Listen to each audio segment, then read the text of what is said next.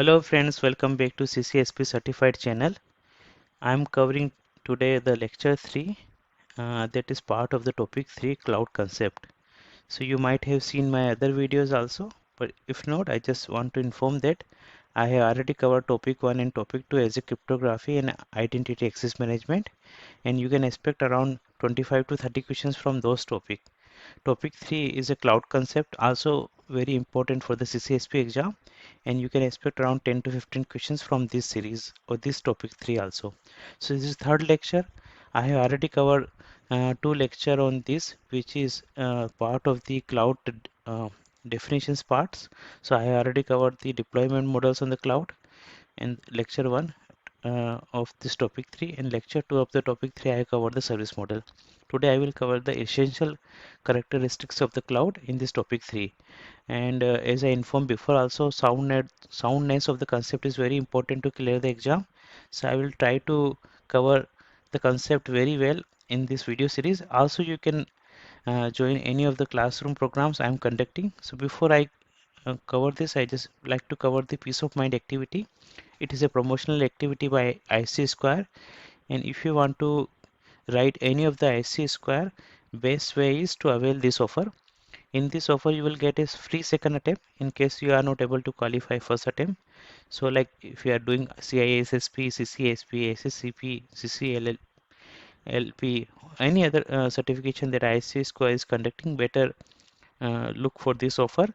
And the time you might be watching this video, the dates might have changed, but this is the offer run throughout the year, and this time it is according to this offer, if you purchase voucher by 30th of April and you write first attempt by 15th of May, and in case you don't qualify, you have options to write second attempt freely by July 15.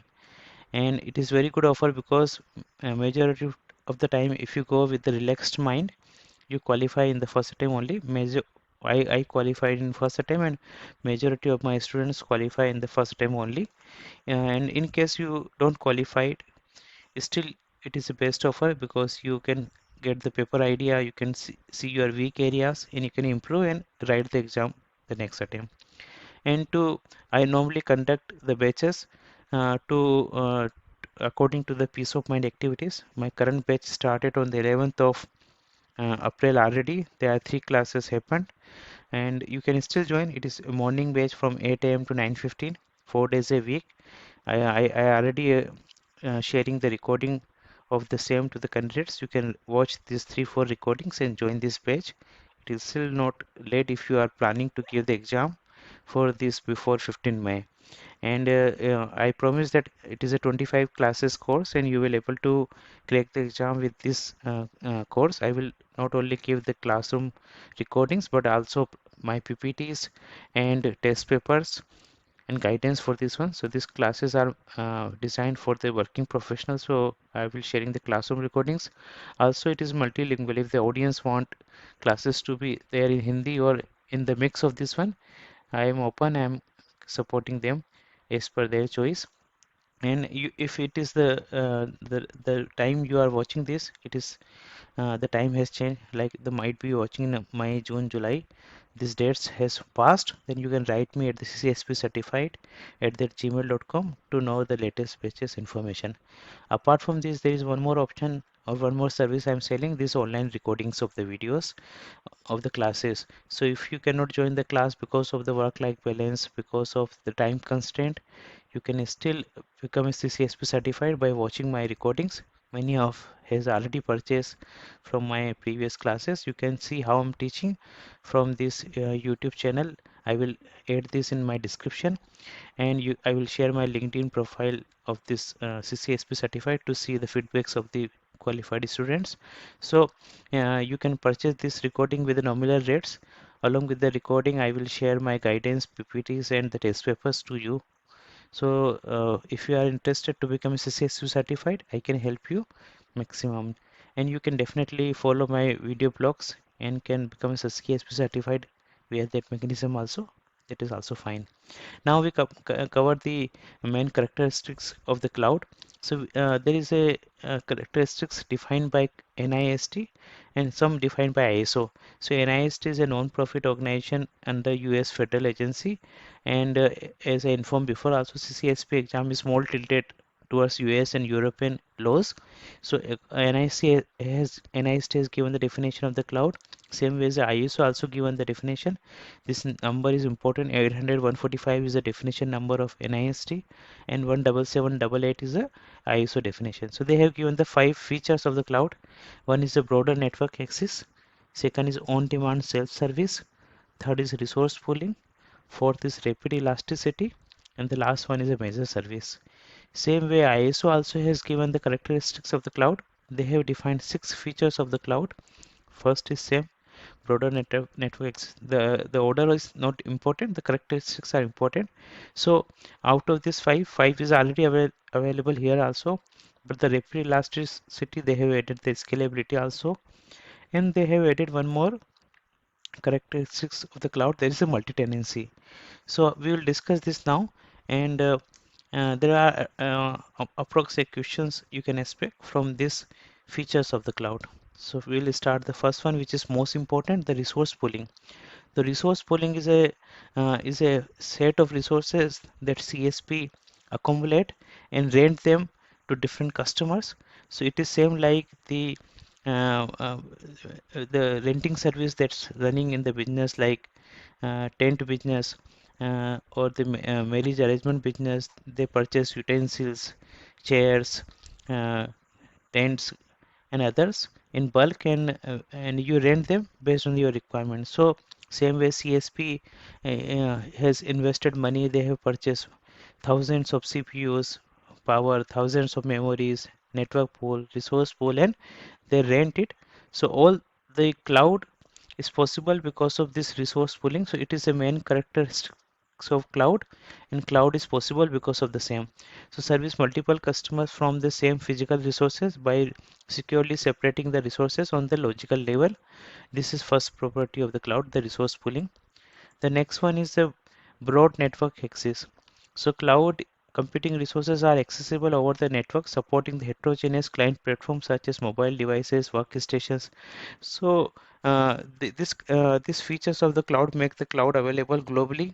You can access cloud from different geographical location, different workstations, different devices, different environments, and same time, since cloud is available over internet, it makes cloud vulnerable also and attackable from the internet globally also. But as someone said, that it's always a two side of sword.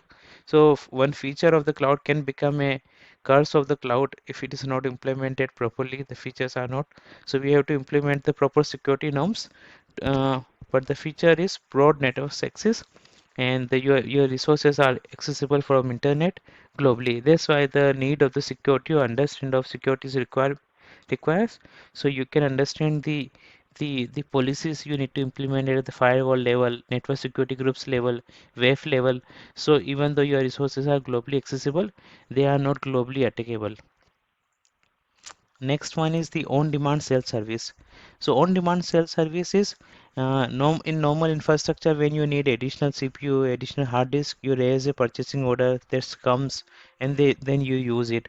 But in the on-demand self-service, user can able to provision cloud computing resources without human intervention, mostly through either a web-based portal or the APIs based even.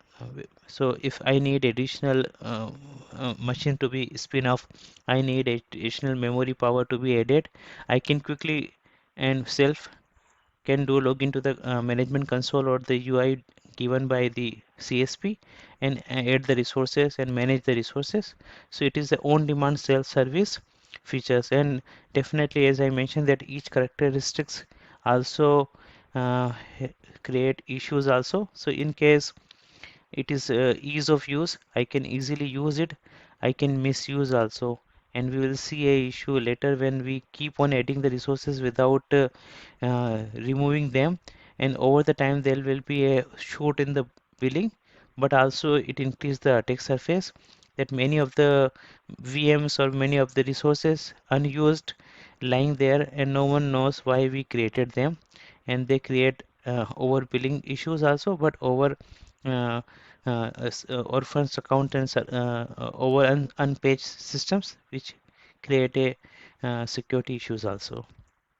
The next one is a rapid elasticity. There is a very minor difference between rapid elasticity and the on-demand self-service. Rapid elasticity is the resources are provisioned and released on demand and automated based on the triggers on the parameters. So we define some parameters, we define some thresholds, and based on this, CPUs, memories get added automatically without human intervention. In on-demand self-service, you decide that how many memories, how many CPUs you want. Here the system automatically decide and add the resources based on the demand, based on the requirement. So again, I mentioned that each characteristics also has a limitations or has a security concern. Same way, the rapid elasticity also. Let's say you are a company, you are a Chinese application like TikTok, and you are banned in India, but during the peak hours, that you purchase the services of, let's say, Google Cloud.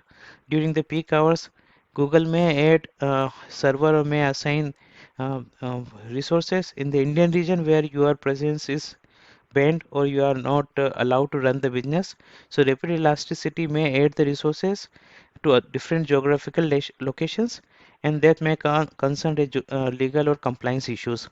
In the on-demand self-service, you decide which location or the region you need the resources.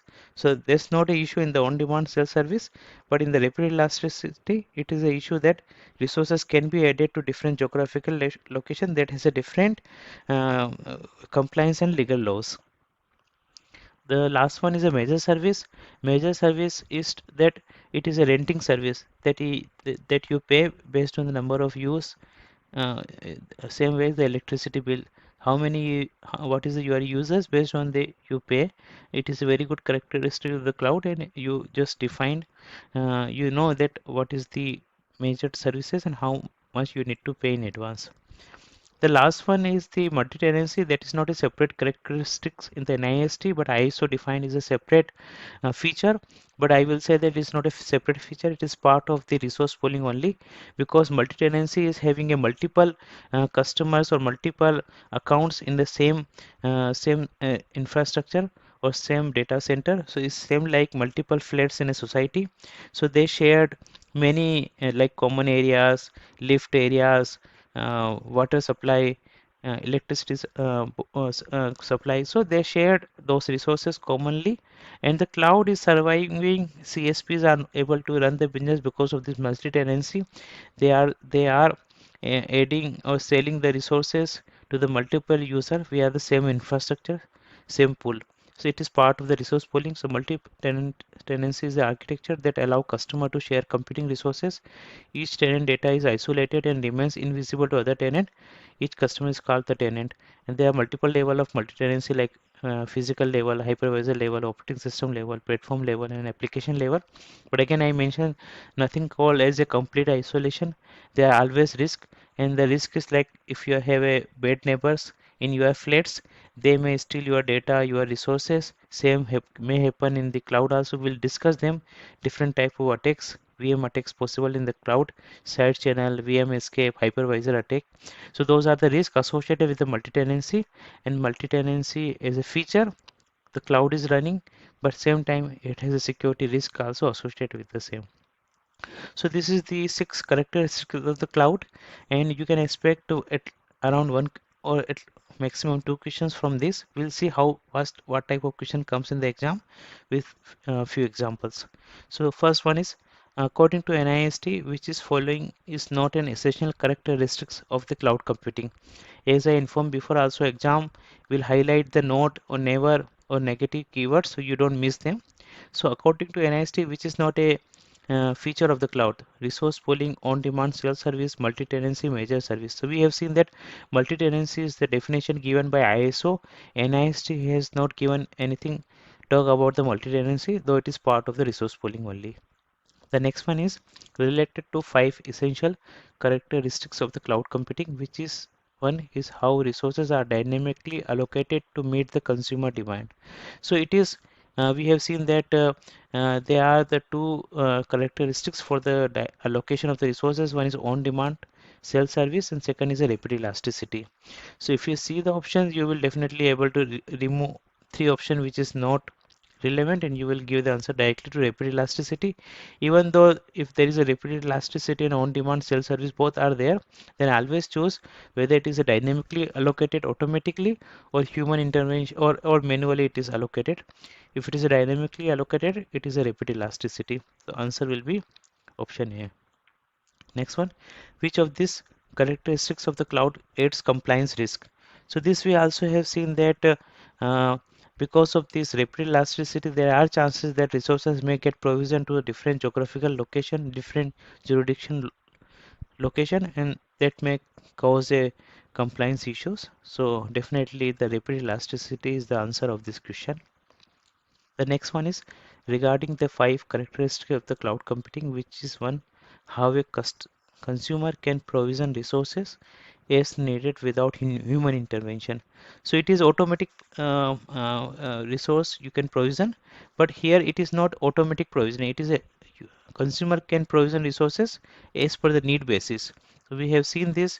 Definitely it is not a major service. Always in exam try to remove the options which is not relevant. We do have remove all three options. We already have one right option available which is on demand self service, and definitely that is our answer.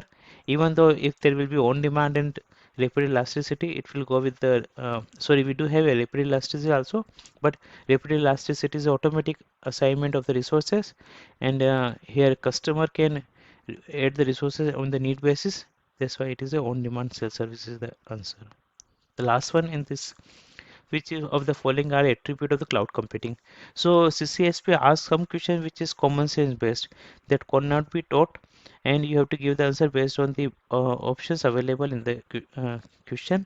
So following are the features which are out of which one is the following is the feature of the cloud. So we'll read option. First is limited access. It is not a limited access. We have seen the broad network access. Slow release of resources. We have seen automated. We can add, remove the resources and definite reasons now. High maintenance but low cost. This also opposite. It is low maintenance and low cost. That is a feature of the cloud. Then definitely the last one which remaining is minimal management efforts and shared resources are the features of the clouds. And definitely as I mentioned before, this type of questions will be common sense based, and around 15 to 20 question comes like this, and you have to give the answer by reading them properly. So that's for today. Thank you for liking my channel, subscribing my channel, follow this so you don't miss any video, and write me in case you are interested to purchase recordings or you want to enroll for classes that's going on, and good if you get certified in your first attempt. Thank you. Bye.